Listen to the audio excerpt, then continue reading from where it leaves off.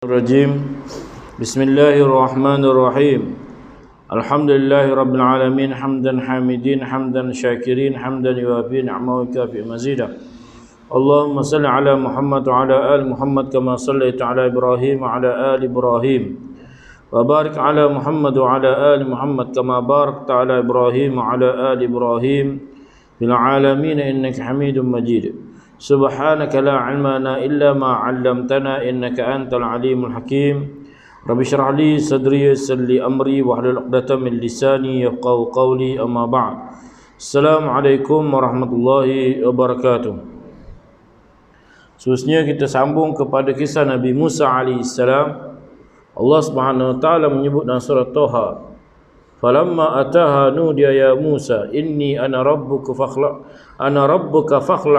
na'laik innaka bil wadil muqaddas tuwa wa ana ikhtartuka fastami' lima yuha innani ana Allah la ilaha illa ana fa'budni wa aqimis salata wa lidhikri inna as-sa'ata atiyatun akadu ukhfiha litujza kullu nafsin bima tas'a fala yasuddannaka anha man la yu'minu biha wattama'a hawahu fatarda. Ketika itu dia mendatanginya tempat yang dilihat ada cahaya. Lalu bila sampai di sana, Allah SWT mengatakan, wahai Musa, aku adalah Tuhanmu, aku adalah Tuhanmu, maka lepaskanlah, pecahlah dua sendalmu, terompahmu, seliparmu, kerana sesungguhnya engkau berada di lembah yang suci, tua, dan aku memilih engkau, maka dengarkanlah apa yang akan diwahyukan kepadamu. Sungguh aku ini Allah, tidak ada Tuhan selainku, maka sembahlah aku dan lakukanlah sembahyang untuk mengingatiku. Sungguh hari kiamat itu akan datang. Aku merahsiakan waktunya agar setiap orang dibalas sesuai dengan apa yang telah dia usahakan. Maka janganlah engkau dipalingkan dari hari kiamat itu oleh orang yang tidak beriman kepadanya dan oleh orang yang mengikuti keinginannya, yang menyebabkan engkau binasa. Ramai ahli tafsir dalam menafsirkan ayat ini maupun di kalangan salaf dan juga khalaf menyatakan ketika mana Nabi Musa alaihissalam sampai ke tempat api yang dia lihat sendiri, sampai ke tempat api yang di sana, dan dia lihat, dia dapati adanya api yang sedang berkobar, sedang menyala di sebatang pokok yang berduri, pokok hijau yang berduri. Kemudian Nabi Musa AS pun berhenti dan hairan tengok pokok tadi tengah bakar, dan pokok itu berada di sebelah bukit dan ia di sebelah kanan, di sebelah barat bukit, di sebelah bukit, dan Nabi Musa berada di sebelah kanan bukit itu. Allah Subhanahu wa taala berfirman lepas tu, wa ma kunta bijanibil gharbi id qadaina ila Musa al-amra wa ma kunta minasyahidin. Dan ketika mana Muhammad, engkau tidak berada di sebelah barat lembah suci tua ketika kami menyampaikan perintah kepada Nabi Musa, dan engkau tidak pula termasuk orang yang menyaksikan kejadian itu. Di sini Nabi Musa AS berada di lembah tua dengan menghadap ke arah kiblat, sedang pokok tersebut berada di sebelah kanannya daripada sebelah barat. Lalu Allah SWT menyuruh dia tengah berada di lembah suci tadi, iaitu di lembah tua. Yang pertama sekali Allah perintah kepada Nabi Musa supaya lepaskan teropong, cabut selipar tu, sebagai bentuk penghormatan, pengagungan dan pemuliaan bagi tempat yang mempunyai berkat ini. Apalagi pada malam itu. Ulama juga mengatakan malam itu berlaku pada malam Lailatul Qadar. Wallahu alam, Allah lebih mengetahui tentang kebenarannya. Jadi tentang peristiwa ini, ada yang buat hadis palsu ketika mana Nabi SAW pergi Isra dan Mi'raj. Allah tak suruh Nabi pecah selipar. Jangan pecah selipar. Masa Nabi nak bertemu dengan Allah Subhanahu wa taala di Sidratul Muntaha, Allah tak suruh Nabi pecah selipar. Ada pun di dalam syariat kita, itu adalah hadis palsu.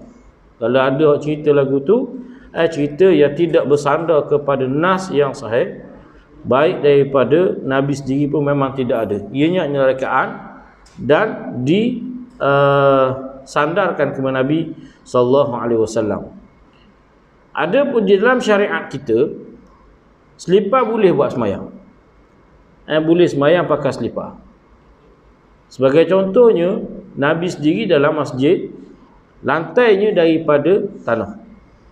Dan sahabat Nabi memang, dan Nabi sendiri memang pakai selipar ketika mana sembahyang. Sebab tu, dan antara sebab ni kerana nak menyisihi orang Yahudi. Orang Yahudi dia cabut selipar. Bila dia buat ibadat dalam rumah ibadat, dia cabut selipar. Sesuailah dengan zaman dulu dan keadaan lantainya daripada tanah. Tapi kalau kita pun, kalau semayang di padang ke mana ke, tak perlu cabut selipar. Terus semayang dalam keadaan memakai selipar. Adapun di kubur ni berbeza. Apabila dapat arahan daripada Nabi sendiri supaya cabut selipar. Ada kisah sahabat yang datang ke kubur, Nabi suruh cabut selipar. Hormati orang yang berada di kubur. Ini salah satu sunnah yang kita tak buat, tak pernah buat pun ada. Faham ada ni kena buat lah. Kubur cabut selipar. Tapi perhati molek lah, duri semalu banyak. Takut badui. Kena tahu juga. Jadi sini Allah Subhanahu Wa Taala perintahkan kepada Nabi Musa yang pertama, iaitu supaya cabut selipar. Yang kedua, Allah perintah kepada Nabi Musa supaya fa'budni wa aqimus salata li zikri. Iaitu Allah menyuruh kepada Nabi Musa AS supaya jadikan Allah itu sebagai tempat untuk diibadahi. Maknanya mesti menyembah Allah Subhanahu Wa Taala dan juga dirikanlah sembahyang bagi mengingati Allah Subhanahu Wa Taala. Ini menunjukkan kepada kita bahawasanya perintah sembahyang bukan hanya pada kita umat Muhammad, termasuklah juga kepada Nabi Musa AS juga diperintahkan supaya bersembahyang. Jadi sembahyang ni adalah ibadat yang tidak pernah putus. Ada ulama mengatakan ianya bermula daripada Nabi Adam sampailah kepada Nabi kita. Ini satu-satunya ibadat yang tidak berubah. Cumanya perintah tu ada, cuma berbeza dari sudut, kita kata dari sudut rakaat, dari sudut waktu sembahyang. Itu sahaja perbezaannya. Ada pun dari sudut rukun apa semua, ulama kata tak beza. Tak beza. Dan seterusnya Allah beritahu kepadanya supaya mengingati Allah Subhanahu Wa Taala dan beriman kepada hari akhirat. Yang mana pada hari ini Allah mengatakan litujza kullu nafsin bima tas'a, agar seorang itu dibalas sesuai dengan apa yang telah dia usahakan. Sebab itulah ayat ini menyanggah bagi orang yang mengatakan adanya badi. Kalau contoh, kalau ada orang tu bini dia beranak ataupun bini dia mengandung, jangan pergi tembok ke, jangan jengai cari anak mulut rabik. Sebab ngai kan, kita tarik tu balah tu ikan jadi rabik mulut. Jadi cari anak tu pun mulut rabik juga. Dia berilah alasan-alasan tadi, dan sebenarnya ianya tidak ada kaitan. Dan kalau orang percaya, benda itu jadi syirik. Kerana kita percaya kepada selain daripada Allah boleh beri mudarat dan juga boleh beri manfaat. Yang diharamkan oleh Allah Subhanahu Wa Taala iaitu apabila kita tak berikan hak kepada binatang yang kita igat tadi. Sebagai contoh burung. Kalau kita igat burung, hak burung itu adalah disembelih dan dimakan. Itu juga ikan. Ikan itu ditangkap dan juga dimakan.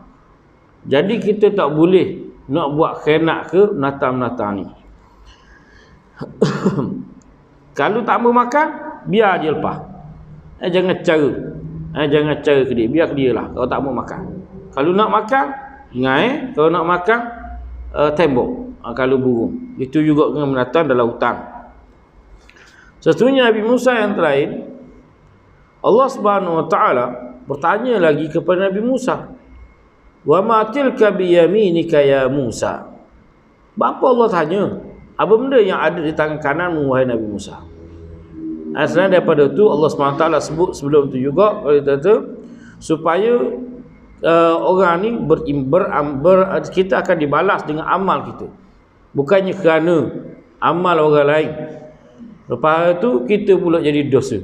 Sebagai contoh, anak nak tengok perangai ayah, tengok perangai, nak tengok ayahmu dulu, tengok perangai anak dia.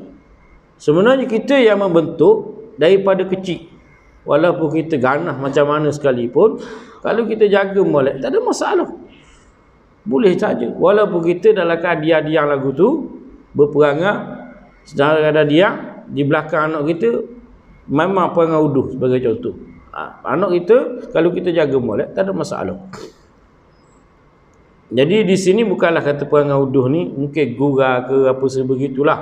Bukanlah dengan masuk curi, merokok, apa serba, bunuh orang, zina ke, kekohling orang ke, bukan tu. Jadi di sini juga nak menolak amalan orang-orang Kristian yang mendakwa tujuan Nabi Isa AS disalib. Mereka menganggap Nabi Isa itu disalib untuk menjadi penebus dosa mereka. Jadi dengan kedatangan Nabi Isa tadi, maka orang lain pun selamatlah daripada dosa yang dia buat, ataupun dosa warisan hak yang Nabi Adam buat apa serba tu dulu tu, dia tu jadi dosa warisan. Jadi waktu tu maka menolak ayat ini, menolak sebab kita tidak menanggung dosa orang lain. Nabi Isa tidak menanggung dosa Nabi Adam ataupun dosa mana-mana orang Kristian yang tamu ke bumi. Kerana setiap kita ni akan menanggung apa yang kita lakukan. Kalau kebaikan yang kita lakukan, maka kita akan dapat balasan baik. Dan kalau buruk kita lakukan, maka buruklah kita dapat. Dan seterusnya Allah Subhanahu Wa Taala mengatakan, dan dia perintahkan supaya berusaha beramal dan mempersiapkan diri menyambut kedatangannya dan menghindari orang-orang yang tidak beriman. Di sini bersiap untuk menyambut kedatangan orang-orang yang dia akan temui nanti. Suruh Nabi Musa bersiap untuk menghadapi orang yang dia akan hadapi nanti, yang mana termasuklah orang-orang yang tidak beriman, yang mereka ini hanya mengikuti hawa nafsu mereka semata-mata. Inilah yang Nabi Musa kena persiapkan diri.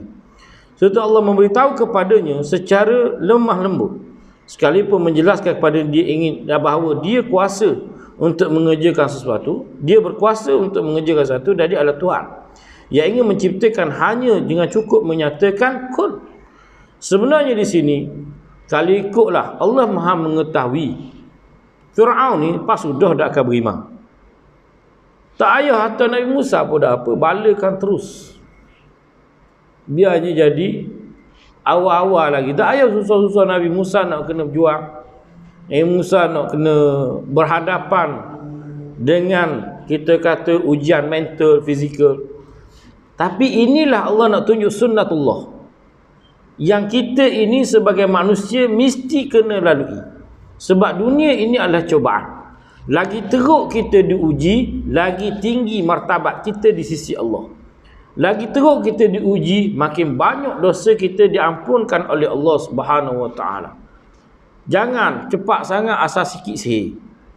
Sebab benda tu boleh menyebabkan kita jadi dosa pula. Kerana boleh jadi kita akan bersangka buruk kepada jiran-jiran, adik-beradik, sepupu-sepapak, anak beranak, saing-saing rodong. Menyebabkan kita lagi balah antara manusia. Dan itulah dia syaitan nak, supaya kita saling berbalah. Jadi inilah yang Allah minta kepada Musa AS, supaya dan Allah nak, boleh sahaja Allah nak hancurkan. Kenapa Allah tak hancurkan Fir'aun awal? Supaya akan datang apabila dibangkitkan kelak, maka Fir'aun tidak ada hujah untuk menolak bahawasanya dia telah pun didakwahi oleh Nabi Musa. Nabi Musa sudah pun berdakwah kepadanya, mengajak kepada jalan tauhid, dan dia lawan Nabi Musa sampai ngelah, dia lawan Nabi Musa AS. Jadi bila kata kalaulah dia masuk neraka sekalipun, padang kalau dia masuk neraka. Sebab tu Allah tidak zalim. Allah tidak zalim kepada hamba-hambanya. Tak kira siapa sekalipun, baik Islam ataupun kafir, Allah tidak zalim. Tapi di sini Allah tidak mahu orang tu kelak akan berhujah bahawasanya dia tidak pernah didatangi oleh Rasul dan tidak pernah diajak untuk beriman kepada Allah Subhanahu Wa Taala. Dalam masa yang sama nak mengangkat kedudukan Nabi Musa AS dan juga untuk menjadi iktibar kepada kita supaya kita ini sedar inilah sunnatullah. Nak dapatkan sesuatu mesti kena berusaha. Tak boleh bos sekadar nak ratik lepas pada tu benda tu mari. Kalau kita nak baiki kereta, tak padang kalau kita nak ratik biar kereta, kemudian kereta tu pun baik sendiri. Tak ada. Kena pergi atas backup. Jadi ratik ni untuk benda, untuk dapat pahala. Jangan pula ratik supaya pitih tu baik. Tak. Takkan mari pitih. Kuk ratik. Kena kerjalah. Berusaha. Lepas tu baru kita bertawakal. Buh dulu dalam grup-grup tu nasi arak. Lepas pada tu barulah kita bertawakal. Adalah tu seorang dua lekat tu nak nasi tu. Gitu contoh. Nega juga bahagian ngepeng kena ada.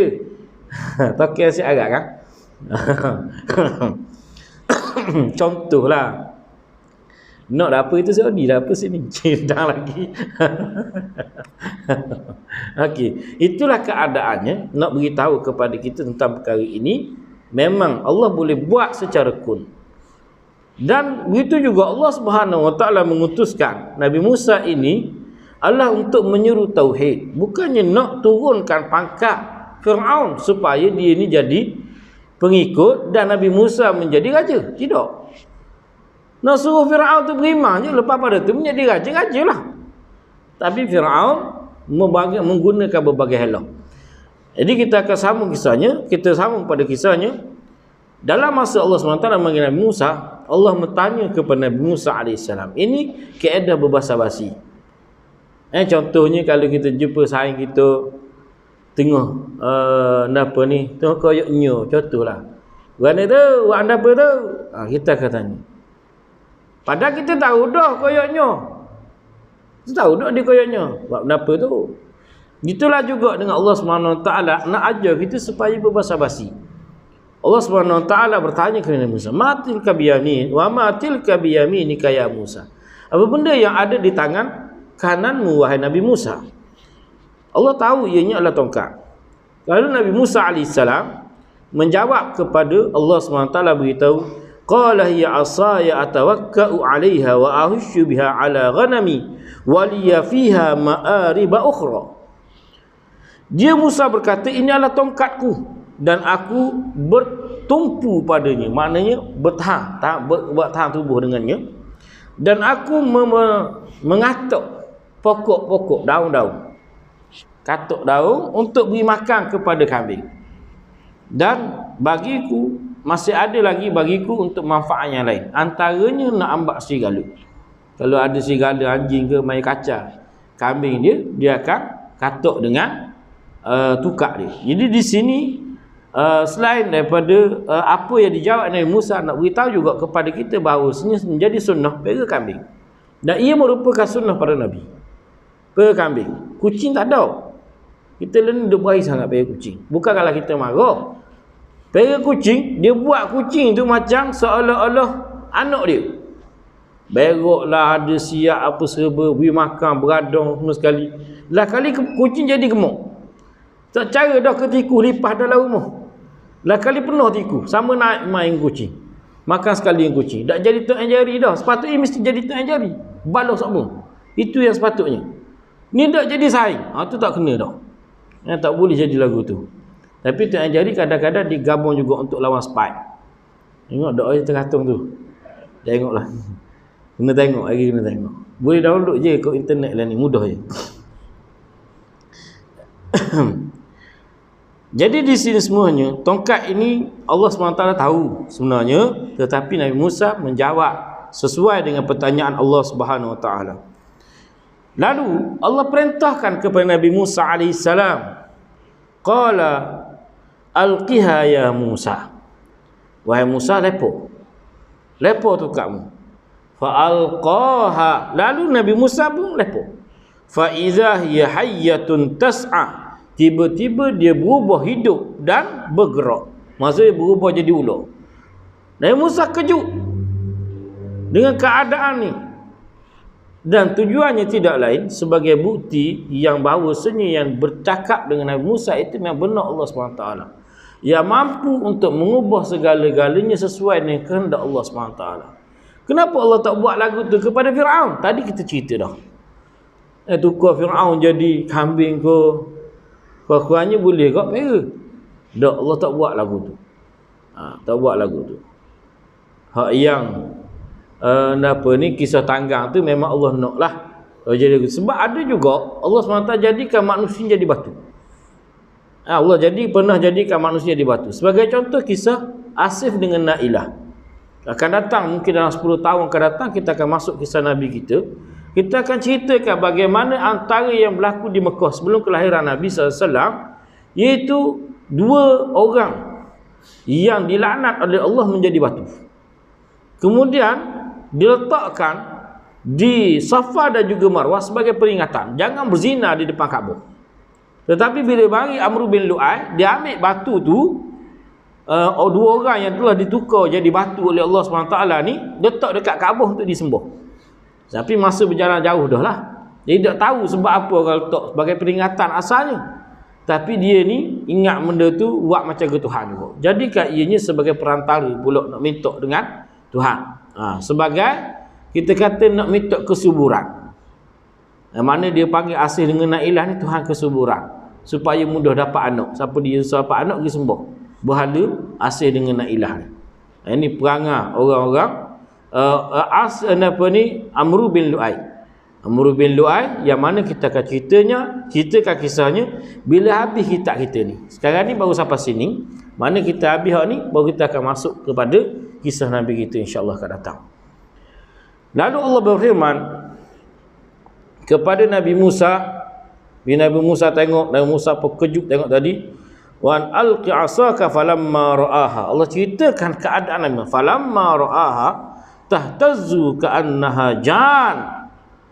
Apabila Nabi Musa melihat yang tukar tadi bergerak-gerak seakan-akan seekor ular yang berbisa, ka'annaha jan, lalu seumpama jin, walla mudbira, lalu dia pun berpaling dan berbalik ke belakang tanpa menoleh. Dia lari. Musa paling dan lari. Walam yu'aqqab, tanpa menoleh.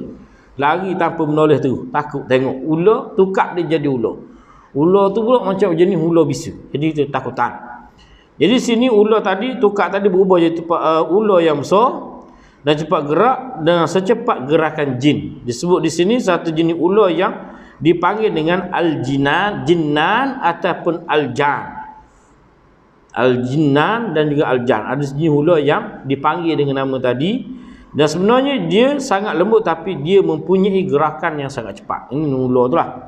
Walla mudbira, dan dia berpaling berlari tanpa menoleh dah lagi dah. Dan Nabi Musa pun takut juga. Orang, ini salah satu daripada sifat manusiawi. Sifat manusia tak jadi syirik ni. Ini tak jadi syirik ni. Bukannya dengan segi kadang-kadang orang kata, mu ni takut ke hatu lebih takut Tuhan. Takut ke rimau lebih takut Tuhan. Takut ke kawit lebih takut Tuhan. Kalau rimau mu lari. Kalau kawit mu tak lari sebab mu tak nampak. Mu tak nampak. Tapi kalau rimau mu lari, padahal bisa tu boleh jadi mati kok. Cuma dia tak kena kekeh lah di kawit tu. Dia daun hanya ataupun cabut lengan, cabut kaki. Tapi boleh menyebabkan anggota dalaman kita ni cempu. Maknanya jadi rosak disebabkan kawit.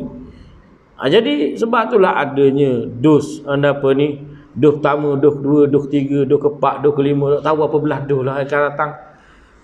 Tapi agak-agaknya cukup dengan 2. Hamba dak rasa macam ke berat nak ambil yang ketiga. Ada lagi rasanya macam ke dak ambil kot yang ketiga, wallahu alam siapa yang nak ambil kat anda. Jadi rasa bukan kata tu ni, bukan kata hasut, tapi rasa macam ke tahu macam ke main pula apa. Kerat sangat ni. Jadi macam ke melebih-lebih. Lalu di sini Allah menyebut, ya Musa. Allah beritahu, ya Musa akbil wala takhaf. Wahai Musa, kembalilah, jangan takut. Innaka minal aminin. Sesungguhnya kau termasuk di kalangan orang-orang yang diberi keamanan. Jangan takut. Lalu ketika mana Nabi Musa nak kembali, Allah perintah kepada Nabi Musa AS, qala khudha wala takhaf sanu'iduha siratahal ula. Allah berfirman kepada Nabi Musa, peganglah dia, jangan takut, dan kami akan kembalikannya kepada keadaannya semula. Di sini nak ayat, sebab itulah kita kata wa makaru, Allah sebut dalam Quran wa makaru wa makarallah wallahu khairul makirin. Orang kafir merancang dan Allah juga merancang. Allah lah sebaik-baik perancang. Sekarang ni kadang-kadang kita ni terlalu takut dengan konspirasi, dajjal lah apa serba, konspirasi Illuminati. Ada sebahagian kita ni percaya, berdoa-doa sangat, terutamanya golongan muda. Waktu tu tak kisah sangatlah. Siapa takut yang melampau-lampau kepada konspirasi ni. Ada pula ustaz yang sudah menyebut ilmu-ilmu pelik ni. Sedangkan Allah SWT Maha berkuasa, dan kita kena ingat Allah tidak zalim pada kita, dan kita ni diperintahkan supaya buat apa yang Tuhan nak. Tak payah mikirlah dia nak buat tu. Dari sudut politiknya, kena ikut cara yang diperintahkan oleh Allah. Dari sudut muamalatnya, buat perintah, buat muamalat sebagaimana yang diperintah oleh Allah. Dan Allah tak suruh kita memencilkan diri, duduk dalam hutang, jauh daripada masyarakat. Allah tak beri. Dan pernah Nabi SAW, apabila ada seorang sahabat melalui satu lembah jauh daripada orang ramai, dan dia kata, ini sesuai untuk aku menumpukan diri untuk beribadat, nak mengasingkan diri. Kemudian dia sampai ke Madinah dan cerita kepada Nabi, dia nak duduk situ, nak berkhalwat, tambah dah capur dengan orang ramai, nak tumpu kepada ibadat kepada Allah semata-mata. Nabi SAW mengatakan, sehari kamu bersama dengan beribadat bersama dengan orang ramai ni, kita semua ni, lebih baik daripada mu beribadat di situ 40 tahun. Sehari beribadat sini lebih baik daripada 40 tahun mu duduk dulu. Umur mu dah lah tak sampai 40 tahun, umur mu baru kalau kata lebih pun lebih dalam 60 tahun, 70 tahun sahaja. Seolah-olah mu duduk 2 hari baru duduk sini, ataupun sehari setengah je. Pahala hak mu boleh. Ayat besarnya kita duduk dalam masyarakat. Jadi di sini nak mengajar kepada kita supaya kita bercampur dengan masyarakat. Nabi Musa pun Allah SWT beritahu, perintah Musa ambil, dan kami akan kembalikan tukar tu kembali kepada asal. Lalu Nabi Musa pun kembali, dan nak beritahu kepada kita pentingnya latihan. Macam kita kata tadi, konspirasi dan sebagainya. Dalam masa yang sama, Allah mengajar kepada kita dalam ayat ni supaya kita ni kena bersedia. Kena bersedia untuk menghadapi apa sahaja. Dari sudut mentalnya, dari sudut fizikalnya, kita kena sentiasa bersedia. Nasyaat. Mentalnya dari sudut keimanan, kita mesti kuatkan iman. Banyak akan berada majlis-majlis ilmu. Banyak akan beribadat, berzikir. Banyak akan bertaubat kepada Allah SWT. Sentiasa beristighfar, bertaubat, memohon ampunan. Sebab tu, lepas pada tu kita dalam masa yang sama kita menguatkan fizikal kita. Kalau ikut daripada sahabat Nabi, ada yang lemah je, tak orok pun. Tapi dari sudut kerana kekuatan dia berjaya mengalahkan 2 kawasan besar dunia. Biasa je sahabat Nabi ni, ada hak pendek-pendek je. Macam ke siapa dia ni? Abdullah bin Mas'ud. Beti halu dah lah pendek, beti halu pula. Pernah dia khabar pokok khema, pagat pokok khema, selok kena tiup dangi, jubah dia tu selok, nampak halu. Sahabat Nabi tengok halu ni jadi tersuka tengok beti halu tu. Dan Nabi bila tengok sahabat terketawa tengok kaki apa ni Abdullah bin Mas'ud ni, Nabi kata kepada sahabat-sahabat yang suka tu, dia kata, mu ni ketawakan Abdullah, dan kena ingat kaki dia hak mu ketawakan tadi tu, hak alu tu lebih berat daripada gunung Uhud lagi di sisi Allah. Timbangan dia lebih berat daripada gunung Uhud lagi. Mu tak tahu lagi secara mana. Allah dah beritahu dah kelebihan Allah masuk misalnya. Tuan pendek je, kaki alu. Tetapi kedudukannya di sisi Allah sangatlah besar. Dan ini nak suruh kita ni bersedia. Dan Nabi Musa diberikan latihan awal. Sebab Allah tahu yang akan Nabi Musa hadapi akan datang, Nabi Musa akan berhadapan dengan Firaun. Dan pada zaman itu terkenal dengan pengamalan ilmu sihir. Dan Allah tahu apa yang akan berlaku selepas itu. Sebab Allah Maha mengetahui. Inilah bukti Allah SWT Maha mengetahui. Allah awal-awal lagi tunjuk untuk Nabi Musa berlatih dengan benda ni. Ini berlaku. Sebab itulah kalau kita kata mau sebut pasal konspirasi, macam ke Tuhan tak tahu benda tu. Macam ke Tuhan tak berkuasa untuk mengatasinya. Allah Maha berkuasa.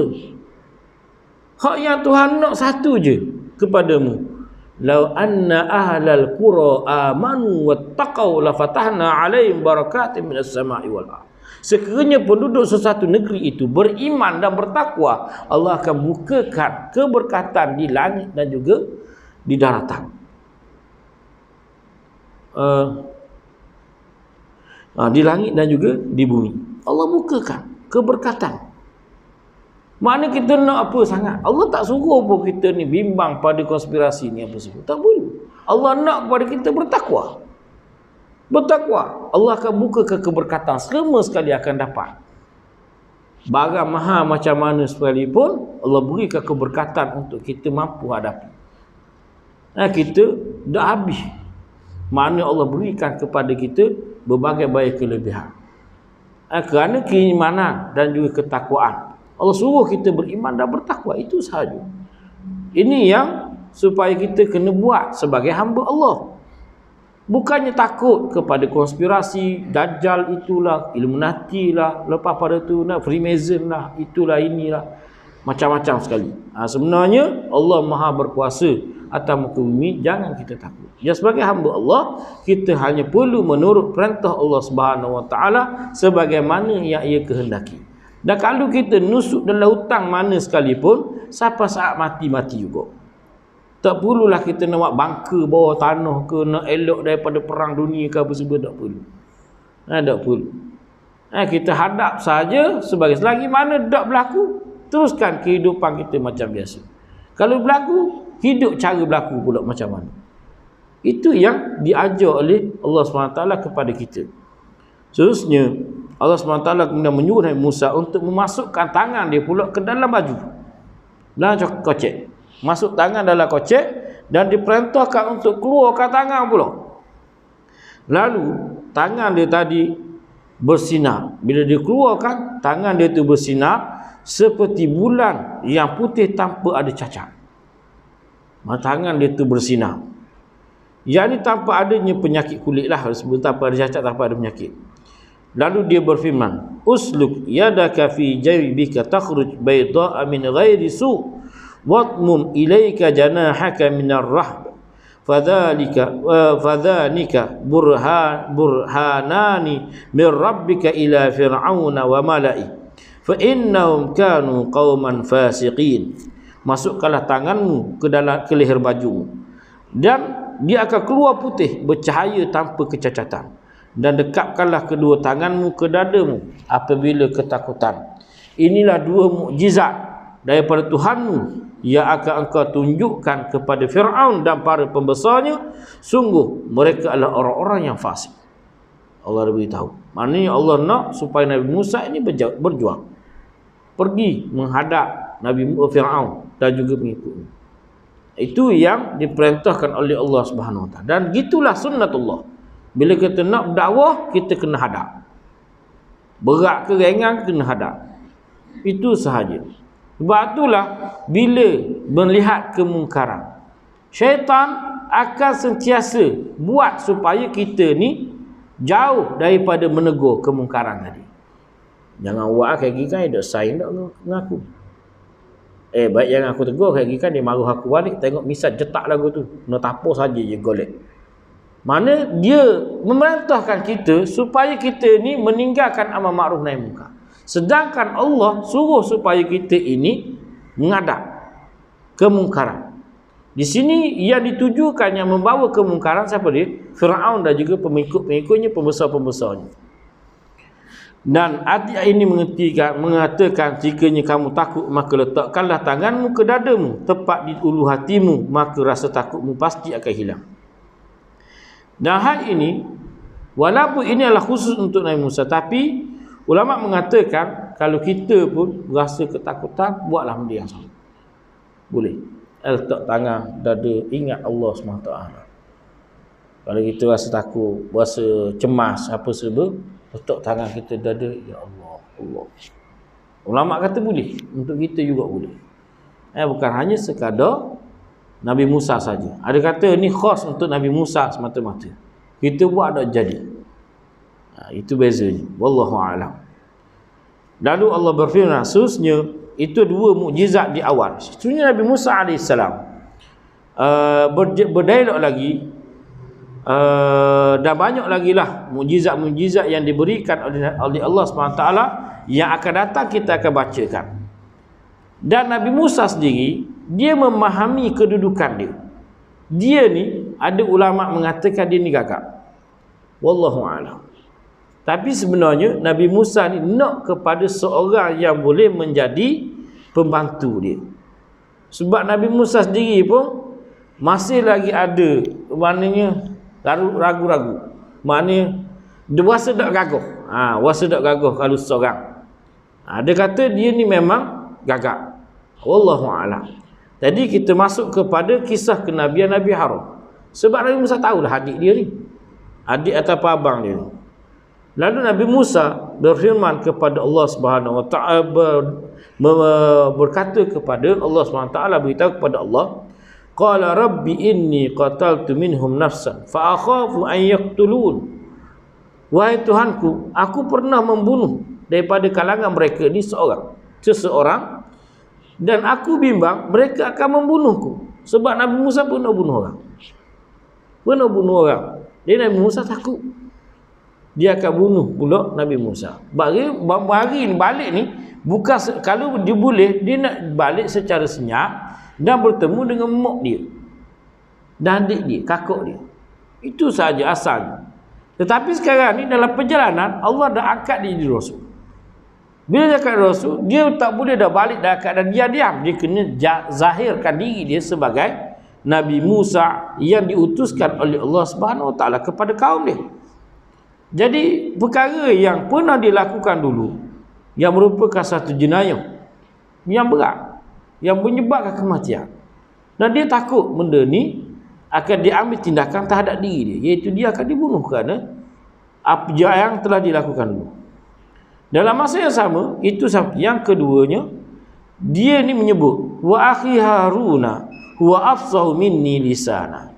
Sesungguhnya saudaraku Harun lidahnya lebih fasih daripadaku. Fa arsilhu ma'iya rid'an yusaddiquni. Dan utuslah dia bersamaku sebagai pembantuku dan membenarkanku. Inni akhafu an yukadzibun. Sesungguhnya aku takut juga mereka ini mendustakanku. Sekurang-kurangnya ada tempat untuk mengadu, ada tempat untuk kita kata untuk berganding.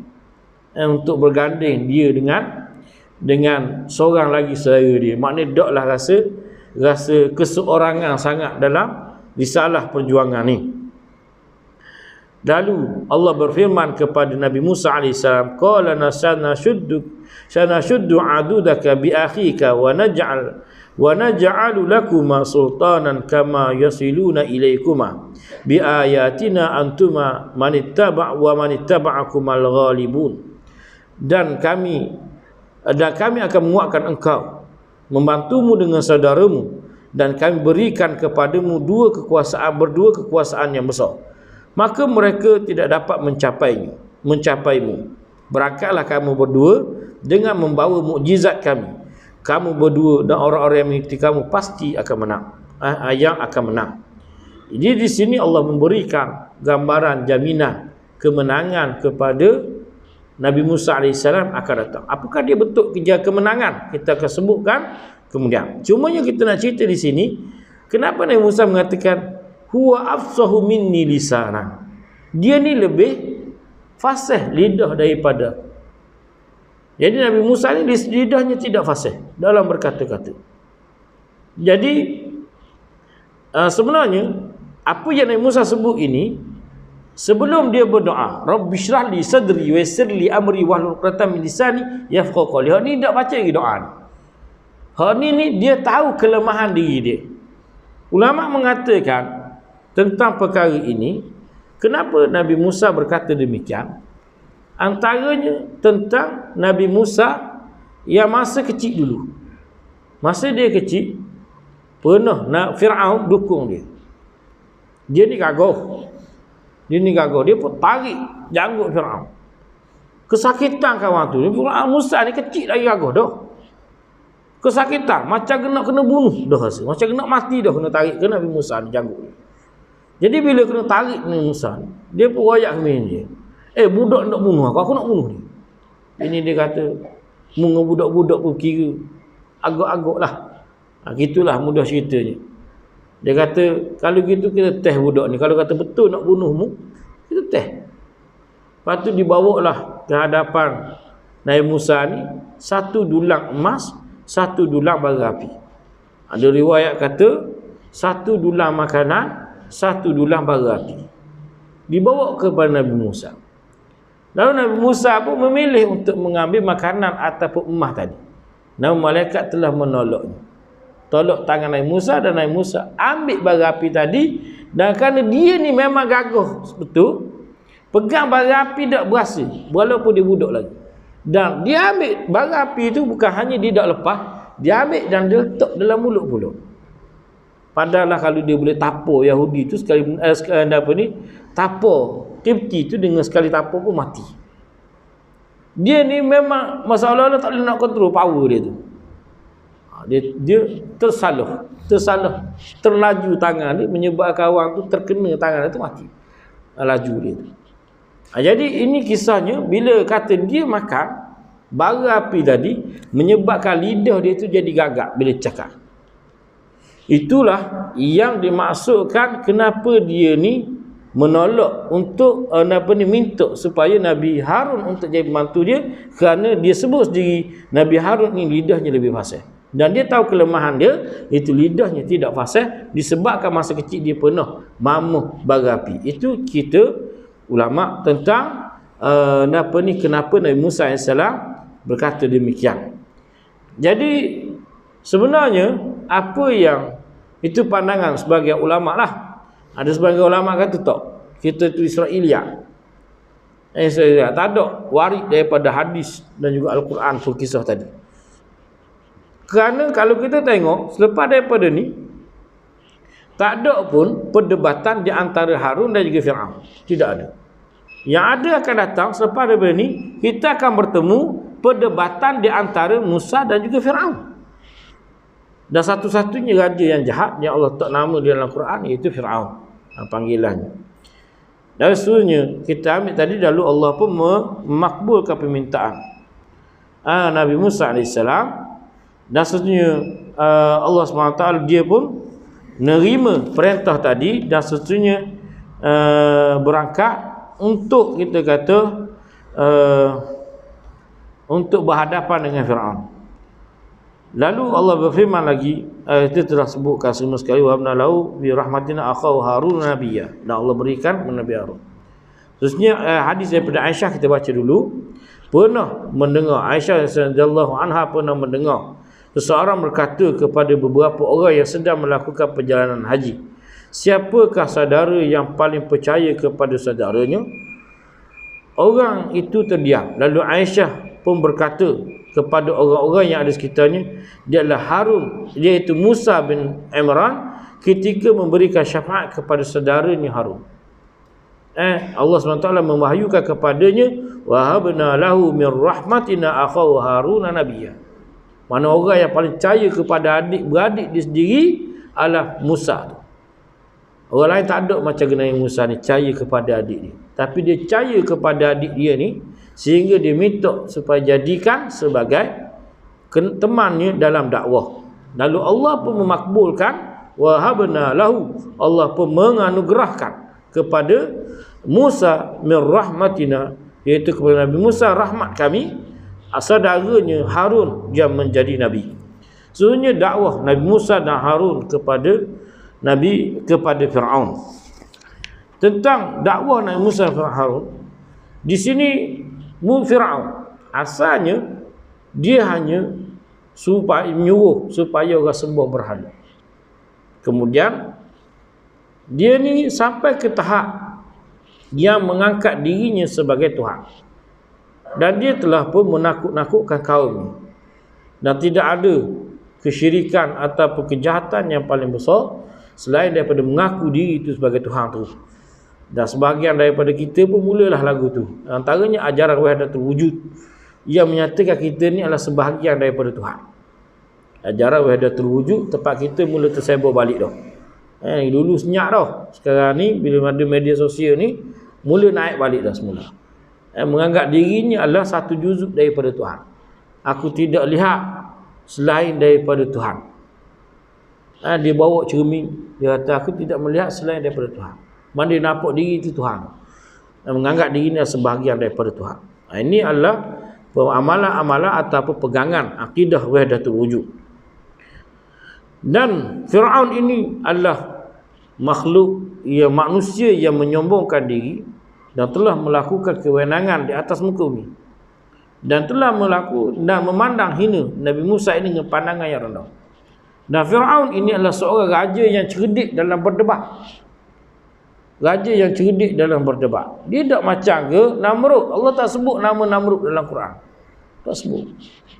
Sebab Namrud ni bodoh. Contoh, bila dia pernah berdebat dengan Nabi Ibrahim AS. Bila Nabi Ibrahim kata, Tuhan aku menghidupkan dan mematikan. Dia kata, aku pun boleh kok menghidupkan dan mematikan. Dia pun panggil dua orang yang nak kena hukuman bunuh. Seorang tu dia pacung, seorang tu lepas. Dia biar dia apa semua. Dia panggil. Tengok, ni mati. Atau aku hidupkan dia. Itu satu. Dan antara kebodohan dia nak tunjuk, aku pun boleh buat ayam. Lepas tu dia ambil bulu-bulu ayam, suruh orang ripun bulu ayam banyak, lepas tu tepek di salah seorang askar dia. Lepas tu dia suruh askar dia tu kukuk. Kukuk macam kan. Tengok aku boleh buat ayam. Tak jadi ayam. Itu perangan. Dan last kali perdebatan antara Nabi Ibrahim dengan Namrud, Tuhanku menaikkan matahari daripada timur dan tenggelam di barat. Membuat naik daripada barat, lepas tu turun ke timur kalau boleh. Barulah menggelabuh, tak erti nak balas. Adanya maknanya Nabi Ibrahim ini adalah seorang yang dikurniakan lisan yang fasih dalam berdebat. Dan boleh dikatakan semua para Nabi begitu berlaku. Dalam berdebat dengan kaumnya, berdebat dengan pemimpin-pemimpin mereka ni, para Nabi ini merupakan orang yang fasih dalam berdebat. Dan ingat, Nabi Musa sendiri pun dia meminta kepada Allah ketika mana awal nak masuk dalam arena dakwah ini berhadapan dengan Firaun, iaitu doanya yang masyhur, Rabbi syrah li sadri wa yassir li amri wahlul 'uqdatam min lisani yafqahu qawli.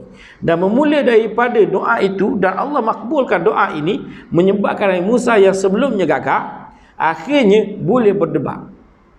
Boleh berdebat. Sebab itulah lepas pada ni bila kita cerita tentang kisah Nabi Musa, perdebatan antara Nabi Musa dan juga Firaun. Bukannya perdebatan di antara Nabi Harun dan juga Firaun. Tidak. Kerana Allah SWT mengembalikan kefasihan kepada Nabi Musa berkat doa tu. Sebab itulah kita kena minta dengan Allah. Kalau tak minta, tak jadi. Jadi apa yang kita buat, apa yang kita nak, ada benda yang kita kena minta dengan Allah SWT. Jadi kita kena minta. Dan kita memang bergantung kepada Tuhan kita. Dan Firaun macam biasa bila Nabi Musa berdakwah kepadanya. Dan kita sebut dah tadi, Firaun ni adalah orang yang bijak dalam bercakap. Jadi yang pertama sekali, bila Nabi Musa mula balik dan berdakwah kepada Firaun, Firaun kata, mu dulu aku yang ambil, kemudian aku yang besar kamu. Mu makan daripada air tangan aku. Mu besar dalam rumah aku daripada harta aku. Ni mu balik, mu nak Dakwah aku suruh ikutmu. Mu siapa? Itu dulu mula-mula. Antara yang lain, mu dulu juga pernah bunuh orang. Dia bakit balik. Kalau kita lagu mana? Jangan juga tu. Sebab Nabi Musa memang dia besar dalam istana Firaun. Hidup dengan harta Firaun. Jadi macam mana Nabi Musa nak balas kata-kata Firaun tadi? Wallahu a'lam. Kita akan sambung pada kuliah kita yang akan datang. Bab Isa tadi ya. Ke baru lagi. Rasa lama dah Isa. Jadi kita akan sambung balik bagaimana jawapan Nabi Musa AS ketika berhadapan dengan Fir'aun. InsyaAllah pada kuliah kita yang akan datang. Cukuplah sekadar tu, Allahu a'lam. Kita tutup dulu majlis kita ini dengan sama-sama membaca tasbih kafarah, memohon keampunan daripada Allah SWT, dan semoga Allah menerima amal kita sepanjang kita berada dalam majlis ini. Sebelum daripada hamba menutup majlis ini, ada sedikit permohonan daripada Taman Islam kita. Taman Islam kita ni seolah-olah simbol Kemamang. Simbol pusat pengajian Islam di Kemamang ni adalah Taman Islam. Taman Islam ni agak krisis sekarang ni, yang mana sangat memerlukan beras. Kalau ada di kalangan kita ni nak sedekah sebeg ke 2 beg beras, silalah dijemput untuk atas sini. Dan kita kena ingat, kalau kita beri makan orang, pahala ni berpanjang. Apatah lagi orang yang kita beri makan tadi adalah orang-orang yang mengaji, yang mana dengan ilmu dia akan datang, dia akan mengajar orang, dan selagi ilmu tu berjalan dan disebarkan, selagi itulah kita boleh pahala.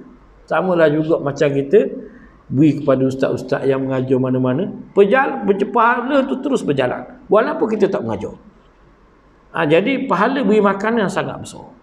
Jadi satunya pahala yang kita nak sebagaimana janjikan oleh Allah, kerana beri makan korang ni adalah pahala yang sangat besar.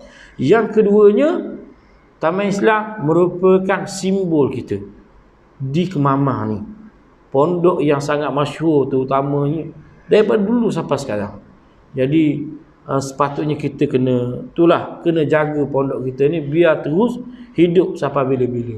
Dalam keadaan krisis yang ni, tak sepatutnya lah kita tak hiraukan Taman Islam kita ni. Yang keduanya,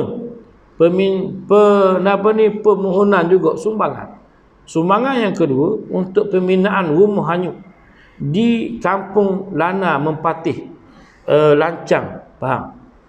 Ni hamba nak cerita hamba pergi buat bersih tu, bukan sutir, bukan 2 tir, banyak butir rumah kena hanyut sungai. Kena hanyut, tak ada, tinggal tangga saja. 3-4 butir, hak utuh-utuh lah.